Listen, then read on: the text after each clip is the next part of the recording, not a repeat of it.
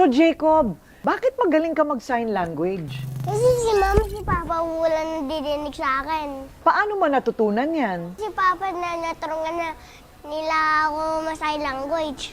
Para masubukan ko naman ang galing ni Jacob sa sign language, tinanong ko siya kung paano niya sinisenyas ang mga madalas na sinasabi ng isang bata sa kanyang mga magulang. Ano ang sign language mo sa kanila pag gusto mong sabihin sa kanilang gutom ka na? Ganyan? Eh, yung gusto ko nang maligo. Okay. Ganyan? A to Z.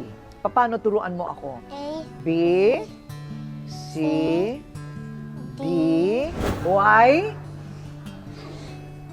Y to?